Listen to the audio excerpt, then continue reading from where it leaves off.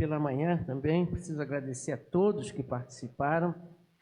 Foi um momento muito bom, foi um momento agradável e não sei se os irmãos tiveram a mesma impressão que eu. Foi melhor do que ano passado, né? Foi muito melhor. Houve realmente um momento maravilhoso.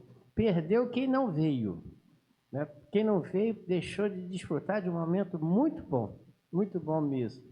Mas não tem problema, dia 1º de maio está chegando, vai ser o dia todo. Vai ser o dia todo e vamos ali nos divertir bastante, descansar, conversar, botar o papo em dia, fazer aquelas brincadeiras também, né, mano? Vai ter revanche no futebol, Nancy, prepara aí o time, Nancy.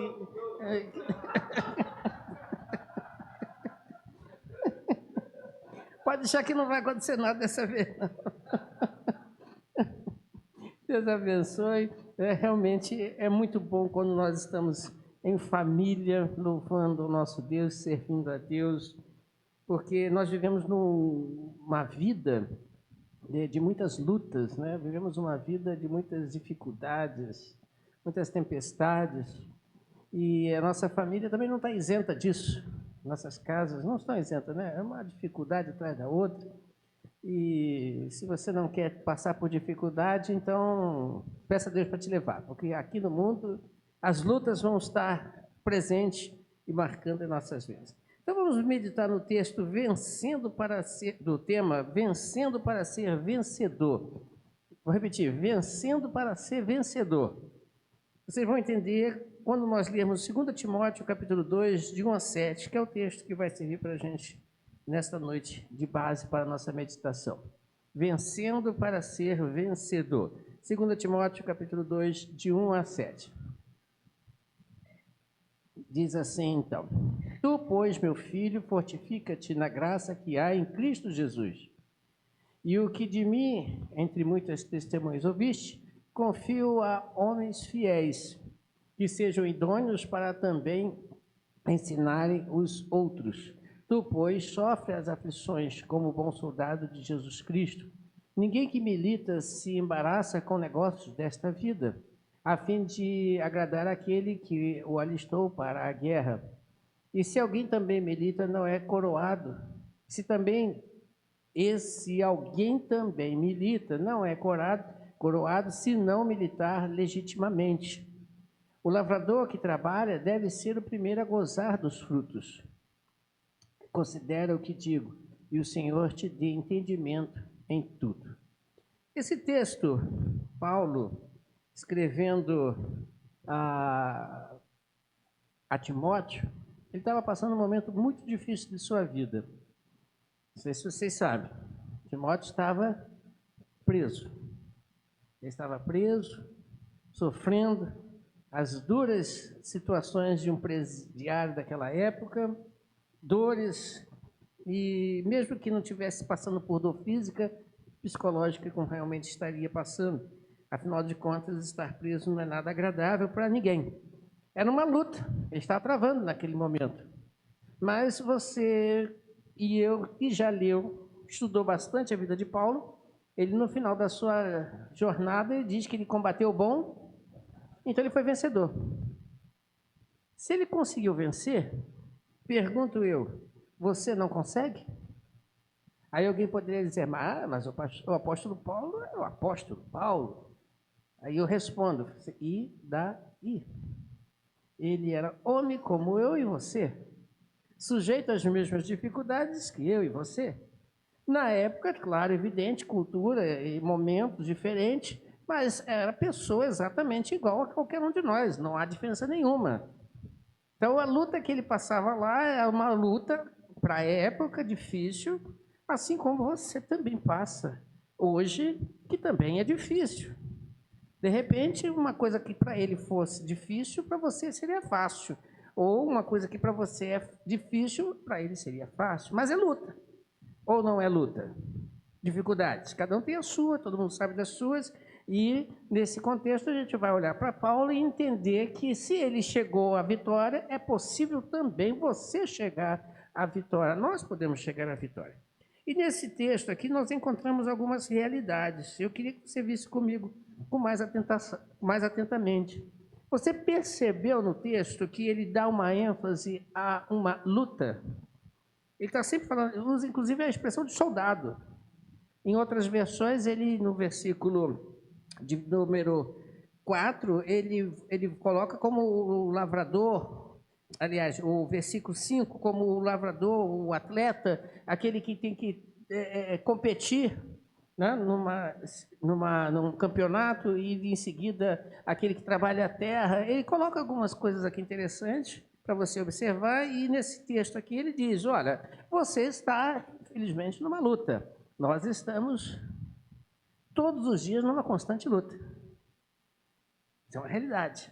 Ninguém tem como escapar dela. Outra realidade no texto que nós vemos aqui, que ele deixa bem claro, é que se existe uma luta, e ele coloca ali questão de vencedor, né? Esforça, ele está pedindo para você se esforçar. Se você encontra vencedores, você também encontra o quê? Perdedores. Isso é fato. Né? Qualquer competição, qualquer guerra, qualquer intervenção de luta, combate, um ganha e outro perde. Não é assim que funciona? Né? Ele mesmo diz em outra ocasião que os atletas correm, mas um só leva o primeiro lugar. Outra vez eu falei sobre isso. Então, se existe vencedores, é que naturalmente vai existir perdedores. Agora, é interessante que quando a gente lê esse texto, eu não vejo aqui em nenhum momento Paulo se referindo à perda de salvação. Você não leu isso aqui. Né? Você não leu isso aqui comigo. Em nenhum momento ele está falando aqui sobre salvação. Ele está falando em combate, luta, desafio e vitória. Mas ele não está falando em perda de salvação em nenhum momento. E também, se você olhar bem atentamente, por que ele não vai falar isso? Porque, afinal de contas, a salvação quem é que dá? Jesus. Isso é uma coisa.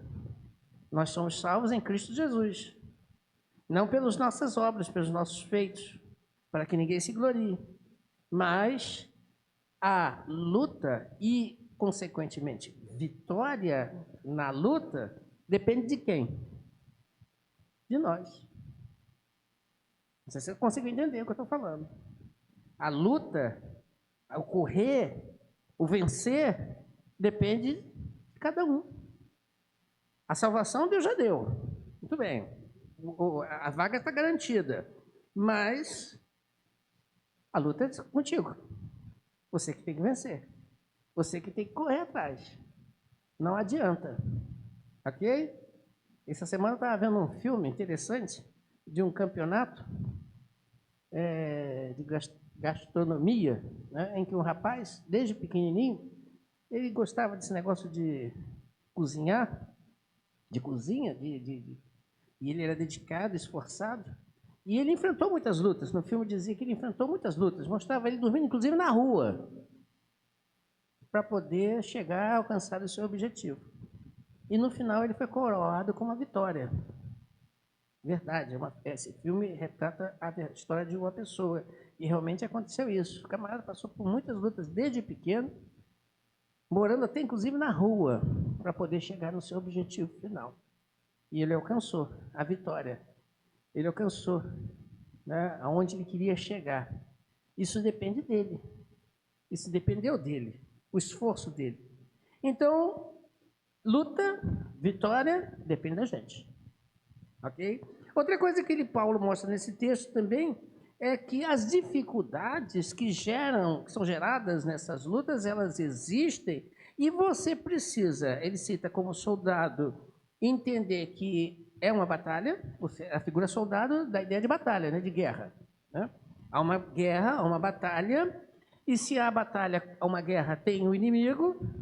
Se há um inimigo, você vai dar o suor e sangue para poder vencer. Não é assim que funciona em toda guerra? Né? Quem foi militar ou quem é militar sabe como é que o negócio funciona. Ainda bem que a gente não tem esse negócio aqui, né? Guerras. Temos ou não temos? Temos, sim, claro. Né? A gente vê aí na sociedade todos os dias soldados, né, infelizmente, perdendo a vida. Mas você vê, e se existe uma guerra, uma batalha, você tem inimigos. Outra coisa, outra figura que ele coloca aqui no texto é do atleta, né? O atleta, ele quer chegar lá na frente, alcançar o pódio. Então, ele tem que entender que precisa de algumas restrições, né? Já até falei isso aqui uma vez. Precisa de se colocar esforço, renúncia, para alcançar o objetivo dele. Hoje, por exemplo, eu tinha uma mesa ali que eu adorei, né? Entre outras, claro. Mas tinha uma mesa fabulosa ali naquele canto ali, né? Tinha um negócio ali. Nem vou entrar em muitos detalhes, que está me dando água na boca. De novo. Né? Bom, não precisa me entregar. Então, veja, tinha um negócio ali gostoso. Agora, imagina se eu tivesse que amanhã, né, competir num triatlon, olha só, que coisa bacana. Eu não poderia fazer aquilo, então não tem jeito, né? Eu tinha que deixar olhar, passar mal só em olhando e esquece esse negócio, né? A outra figura que ele coloca é do lavrador, né? Você leu no texto, é o agricultor. Ele tem seus inimigos. Quem são os inimigos dele? O sol, a lua, por exemplo, o sol e a chuva, por exemplo, é o inimigo do lavrador, apesar de ser amigo. Você entendeu, né? O sol, quem trabalha no sol sabe que o negócio é meio estranho, né? Ainda mais o sol de Bangu, o único lugar do mundo mais quente. E o sol, quando bate, é para fritar mesmo. Né? Imagine o cara na roça, né? Que já presenciou isso. Está lá o cara, o caboclo, né? Aquele chapéu de palha, né? Arando a terra, e o sol na cabeça dele. Você acha que é gostoso isso? Apesar de ser uma coisa desconfortável, é um inimigo, vamos dizer assim, mas é um amigo, porque sem sol não vai ter planta crescendo. Não vai ter produção. A chuva da mesma maneira, o pessoal reclama da chuva, realmente, é uma coisa chata. Ainda mais se você estiver na rua. Quem já esteve numa rua quando tem uma tempestade, sabe como é que funciona o negócio. Né? Mas é o inimigo necessário. A gente precisa dele. Sem ele você não tem a água para os alimentos crescerem e assim por diante. Né? Tem um outro inimigo também que é amigo, paciência. Você vai plantar e vai ter que fazer o quê? Esperar. Tem uma planta agora que eu não me lembro o nome, também não é motivo disso também, não? Eu não estou aqui para ensinar botânica. Tem uma planta que você planta, né? E o fruto dela você não come, daquela que você plantou. Porque ela leva 100 anos só para produzir o primeiro fruto. Se você vai plantar hoje, esquece, dela tu não come. Tâmara, tá vendo? O pessoal inteligente aí, pessoal é bom, né? Esse negócio. O pessoal é bom mesmo, né? A tâmara. Você planta hoje e sabe que não vai comer. Você vai comer, são seus filhos e netos. Paciência. Mas por causa disso, ninguém planta tâmara? Não, está aí. Né? Quem já plantou, já morreu, plantou para você comer. Olha que coisa boa. E ele conclui dizendo nesse texto, não sei se você percebeu, lá no versículo 7, ele usa uma palavra interessante aí no versículo 7. Olha comigo o versículo 7. O que diz aí no versículo 7? Considera. Eu posso trocar essa palavra também por reflita. Reflita, pense, pondere, analise, chegue a uma conclusão. E qual é a conclusão? Qual é a conclusão que ele chega? Que ele diz? Você precisa de quê? Entendimento. Entendimento para poder chegar à vitória. Entendimento. Quando eu olho para esse texto e vendo essas figuras que ele colocou, eu percebo 3 coisas importantes nesse texto que vai trazer entendimento para você conseguir vencer. 3 coisas aqui. Ele coloca aqui a palavra temor, avançar e ferramenta. Não sei se você viu isso aí no texto. Ferramenta. Aí alguém vai ler aí, vai procurar a palavra ferramenta e não vai achar. Não. Ferramenta. Onde é que eu vejo isso, pastor? Onde é que está no texto isso? Eu está criando, está inventando, está reescrevendo a Bíblia? Não. Um soldado, por exemplo, ele pode ser medroso? Entendeu? O próprio Deus já deu esse exemplo, né? Tem um camarada lá que foi trabalhar, foi para a guerra. Deus disse para ele assim: ó, tem muita gente nesse meio. Já sabe quem? Isso aí. Falou bonito, Gideão. Aí diz: quem tiver com medo, vou resumir tudo, né? Quem tiver com medo, manda embora para casa. Aí ninguém foi. Foi isso que aconteceu? Todo mundo ficou. Vocês estão rindo porque vocês sabem a verdade. Uma porção de gente meteu o pé. Medo é natural na vida do ser humano, lógico. Mas nessa hora o medo não pode existir numa hora de uma guerra. O soldado, né, o lavrador, o agricultor, o atleta, ele não pode ter medo. Ele não pode ter medo. Ele até tem lá seus receios. Eu fico vendo aquele camarada na competição que vai por salto de vara. Né? O Guilherme ali sabe muito desse negócio aí, que estudou isso aí, o André está lá em casa também sabe muito desse negócio. Salto de vara. A pessoa ele olhar para aquele negócio lá, ainda faz assim, né? Eu vou conseguir pular isso tudo?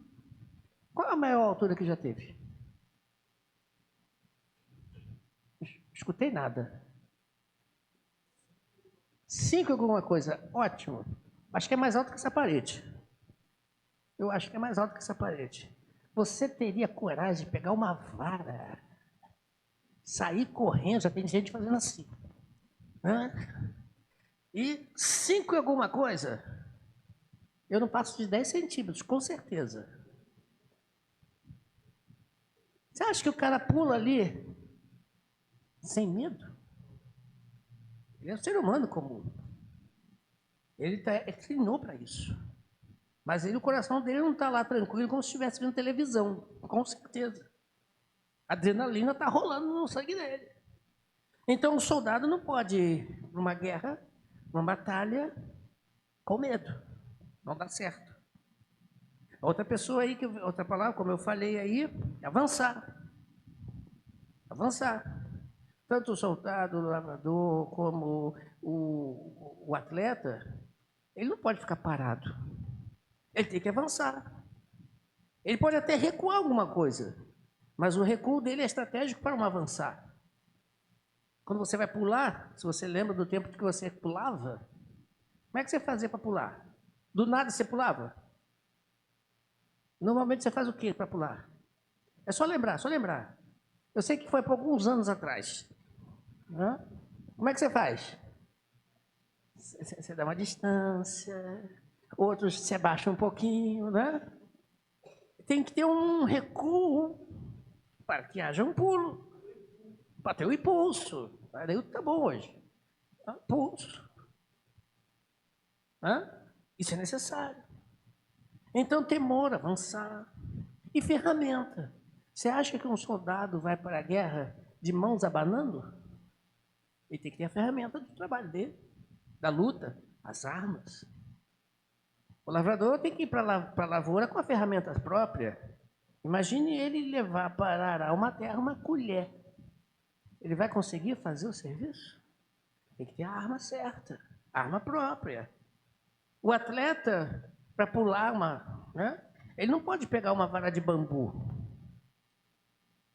Existe um material próprio para aquilo. De carbono, né? Parece, né? Carbono. Acho que é um negócio desse. Resistente, leve e dá para fazer o negócio. Não é assim. Existe a arma certa. Existe o material certo. E, sobretudo, as regras. As regras. As regras do jogo. Para vencer, você precisa obedecer regras. Para ser vitorioso, você precisa de regras. Por isso Paulo fala, pense, medite. Você precisa entender que para ser vencedor na sua vida, na tua batalha, você precisa de regras para fechar esse quadro. Então vamos pensar comigo aqui, depois dessa introdução, o que Paulo vai nos ensinar? Primeiro que ele quer dizer para você o seguinte, que nossa vitória só é alcançada, preste atenção nisso, quando o temor a Deus existir. Veja comigo o Salmo 33, versículo 16 a 20. Olha o que o salmista Davi fala. Salmo 33, 16 a 20. Isso é uma regra. Não há rei, preste atenção, não há rei que se salve com a grandeza de um exército.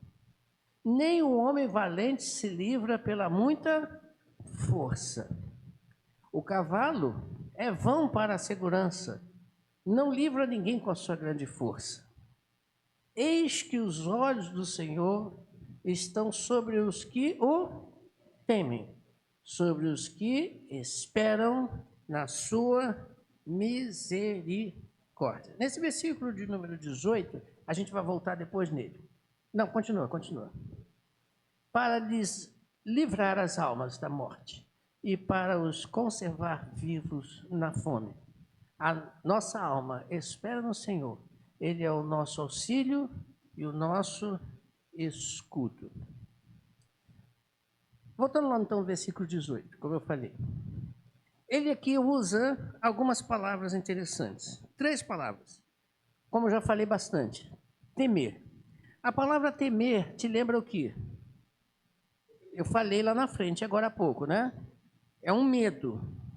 É um medo. Temer é um medo. É um sentimento. Mas eu queria chamar a atenção para essa palavra no hebraico. Lá vou eu para o hebraico. A palavra temer no hebraico também tem essa ideia de medo, mas ela também pode ter a ideia de reverência. Reverência. Respeito. Reverência. Respeito. Reverência e respeito para com Deus. Quem é o homem? Aliás, o salmista faz essa pergunta. Que é o homem? Que é o homem? Quem sou eu? Quem é você? Existe uma regra nesse negócio. O soldado não vai para uma batalha desconsiderando aquela hierarquia dos seus superiores. Ele não vai para uma batalha dizer eu vou fazer o que eu quero. Não funciona assim. O corredor, o atleta, não vai para uma luta no campeonato desconsiderando que existe o seu treinador, o seu técnico, os juízes que vão estar lá arbitrando. Ele não pode desconsiderar todo aquele conjunto de que tem que sair assim, tem que fazer assim. Ele não pode.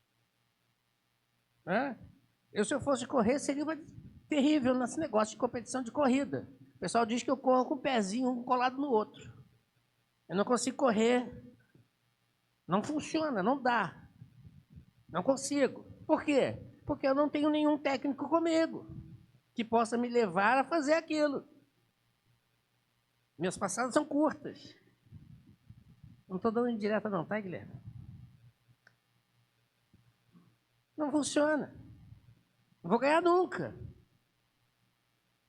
O lavrador não pode ir para o campo, lá no campo ele desconsiderar regras da natureza. Ele tem que se sujeitar a seu superior, no caso ali a natureza. Não adianta querer plantar na época inadequada, num solo inadequado. Ele tem que ter respeito pelas coisas. As pragas virão. Ele precisa respeitar, né, toda uma estrutura para que a sua lavoura, para que a sua plantação produza. Respeito, reverência. A outra palavra que ele fala aí é no versículo 18. Pode voltar lá. Versículo 18. Primeiro ele usa a palavra temer. E a segunda, do versículo 18, vai voltar lá. Eu acredito.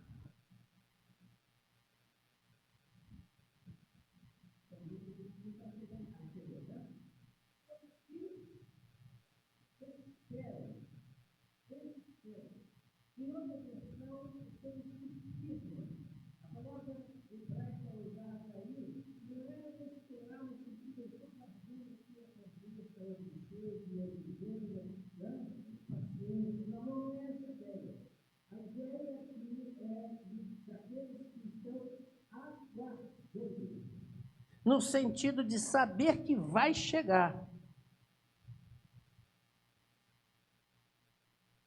Aqueles que esperam, muitas das vezes, será que vai chegar? O lavrador, quando planta, ele conta que um dia... O lavrador, quando planta, ele espera que a chuva venha e regue.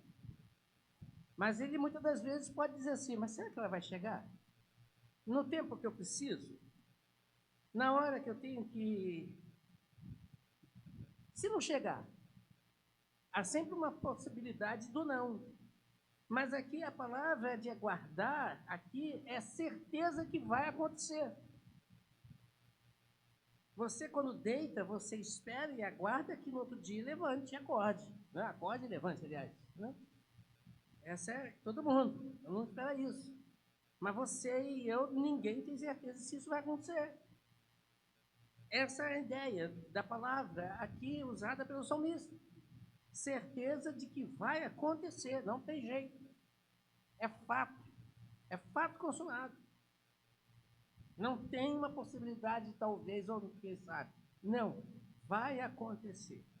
O que vai acontecer? No finalzinho do versículo 18. A misericórdia de Deus. A misericórdia de Deus aqui, em outras versões aí, não sei se alguém tem, fala sobre o amor. Não sei se alguém tem essa versão. Né? Esperança no amor de Deus. Essa palavra misericórdia ou amor de Deus tem a ideia de que Deus dá. Deus dá. Ou seja, ele tem certeza que Deus vai dar. Vai vir. Vai vir de onde? De Deus. Isso é uma questão que não se discute. O soldado, quando vai para a batalha, ele pode até discutir a possibilidade do socorro, de uma emergência, não chegar. O lavrador, quando ele planta, ele pode até pensar na questão da chuva, de repente a chuva pode não vir. Né? O lavrador, o camarada que está treinando, de repente ele pode acontecer um incidente e... Vou usar o exemplo do cara. Na hora de pular, ela quebra. Há essa possibilidade. Há essas questões. Agora, certeza mesmo, só Deus pode dar. E qual certeza que Ele quer dar para nós?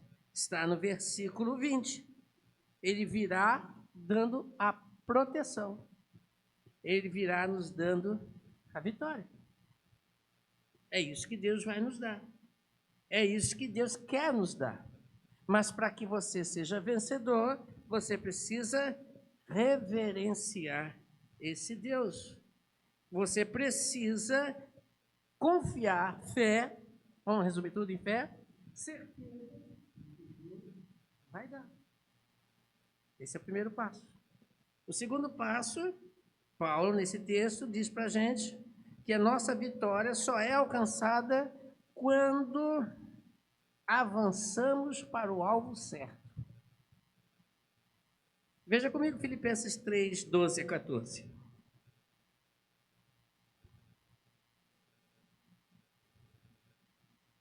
Filipenses 3, 12 a 14. O que diz aí? Olha só. Não que já a tenha alcançado, ou que já seja perfeito. Agora presta atenção. Mas prossigo para alcançar aquilo para o que me foi também. Foi também? Foi também? Fui também? Preso. Tem alguma conexão ali preso com esse contexto? Você consegue entender essa ideia? Mas prossigo para alcançar aquilo para o que fui também preso por Cristo Jesus. O que ele está falando ali? Sim, confiar, mas tem mais uma palavrinha, tem mais uma ideia. Você consegue perceber isso? Senão eu digo, ele tem certeza e confiança, como um preso está preso a uma realidade, e ele tem a certeza e confiança que a realidade em Cristo Jesus é que o alvo vai ser alcançado. Ele tem, e ele se propôs a correr para o alvo certo e com a certeza de que vai alcançá-lo. Mas continua o texto, versículo 13.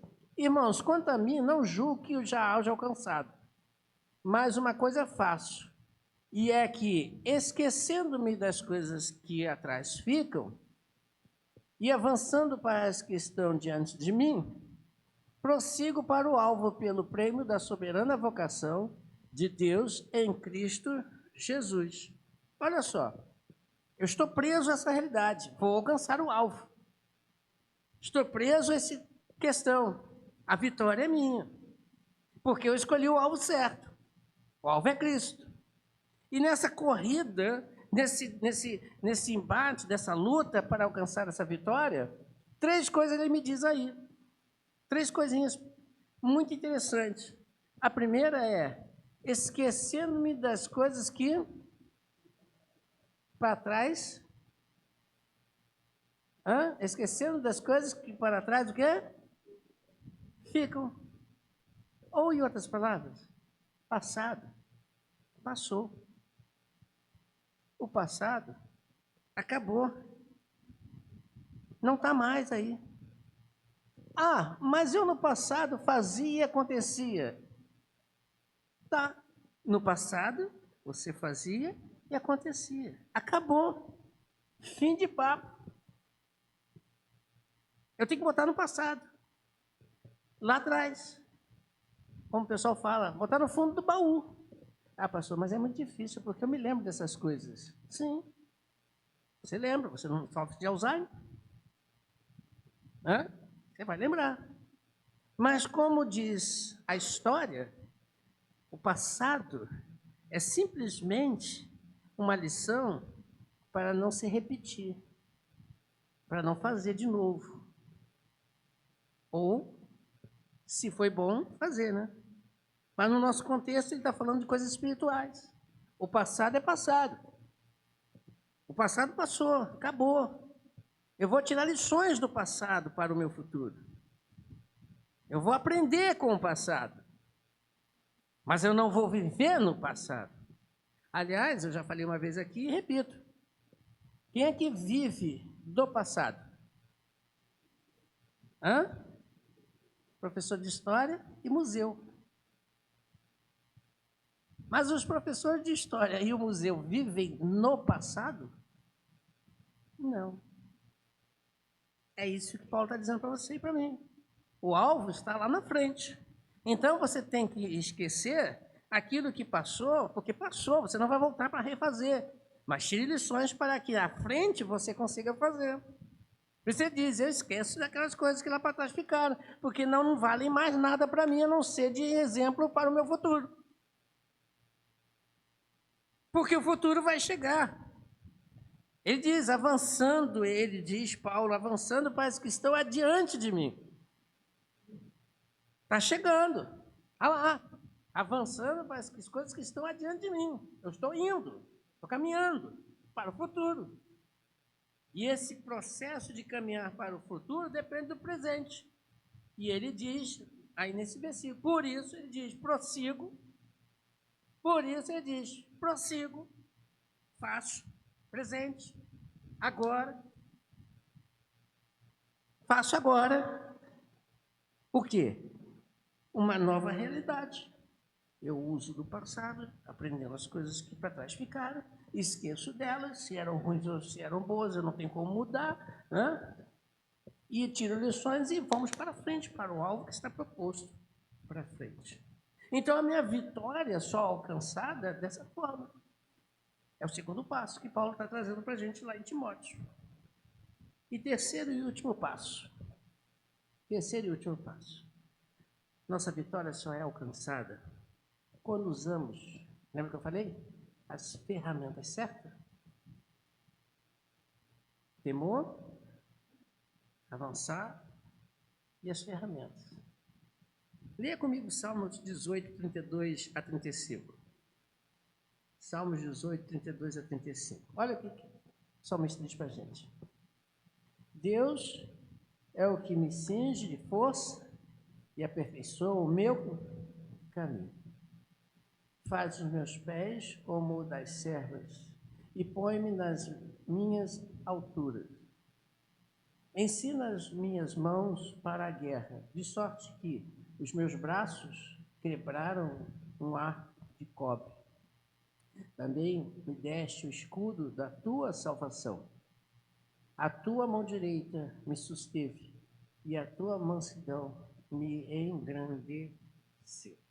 Olha só. O que ele coloca nesse salmo aqui para a gente? Não sei se você percebeu aí. A arma certa, primeira, força. Vem de quem? E força você adquire com o quê? Como é que você adquire força? Exercício. É prática. Dia após dia. Repetição. Outra coisa que ele vai colocar, já que você quer força, e ela só vem de Deus, você tem que treinar. E esse treinar vem de onde? É Deus que dirige minhas mãos. É Deus que me dá a força. É Deus que age nos meus braços. Isso vem de onde? De Deus. Os exercícios são de Deus. O soldado vai para a guerra, ele tem que treinar antes. Como é que ele treina? Os exercícios que são criados na cabeça dele ou que são passados para ele? O agricultor vai lavrar a terra. Aquela prática dele ali não vem do nada. Alguém me ensinou como fazer. O exercício. O atleta, mesma coisa. Da mesma forma, os instrumentos. Além de Deus preparar o braço, ele coloca nas nossas mãos um escudo. Instrumento. O instrumento certo. Você lembra da armadura que Paulo também fala? Ele diz que você precisa se revestir de toda a armadura. Armadura para quê? Para quê? Para suportar e ser vencedor na hora da batalha. Os instrumentos não são qualquer um, não é qualquer um instrumento, aliás. Os instrumentos são os que Deus tem para colocar em nossas mãos. Quais são os instrumentos que Deus tem colocado na sua mão? Para que você possa desenvolver essa luta. Cada um tem o seu. Agora aprenda a usá-lo. Porque de nada adianta você ter um instrumento na mão e não saber manipulá-lo. Não adianta de nada. Para quê? Como é que se usa? Como é que faz? Não adianta. Se botar para eu tentar tocar aquele instrumento ali, trombone de vara, né? Eu vou ficar olhando para a cara dele e vou dizer assim, eu sei que é só para aqui, mas o que faz? Vai ficar só isso. Não passa disso. Tem um instrumento na mão, mas não sei usar. Né? Não é assim que funciona? Tem jeito. Eu preciso saber usar. E quem vai me ensinar? Quem vai me ensinar? Vamos lá, de novo. A força vem de Deus. O meu treinador é Deus. E quem vai me dar o instrumento e a capacidade de usar? É Deus. Agora, sobre tudo, e fecho com essa última palavra. Está no versículo 35. Volta para mim, por favor, irmã. Versículo 35. Queria que você olhasse com bastante atenção esse versículo. Versículo 35 diz o quê? Também me deste o escudo da tua salvação.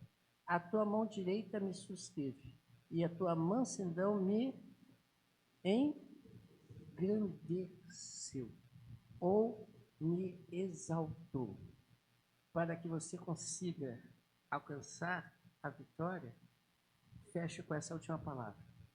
Você tem que fazer o quê? Se humilhar. Porque Deus só exalta aqueles que se humilham. Deus só exalta aqueles que reconhecem que precisam do sustento, da força, do apoio de Deus. Por isso muitos perdem a batalha, porque preferem confiar no seu coração. E Jeremias, no capítulo 17, versículo 9, ele diz isso. Enganoso é o quê? O coração.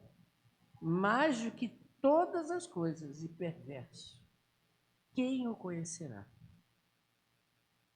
Se você se tentar firmar na sua força, nas suas armas, na sua capacidade, como um soldado, lavrador ou agricultor, você não alcança a vitória.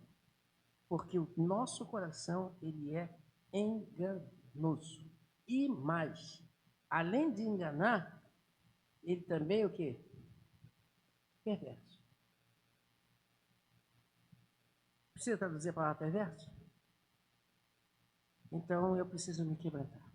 Eu preciso me humilhar diante de Deus. Eu preciso abaixar a crista, como o pessoal fala, né, diante do Senhor.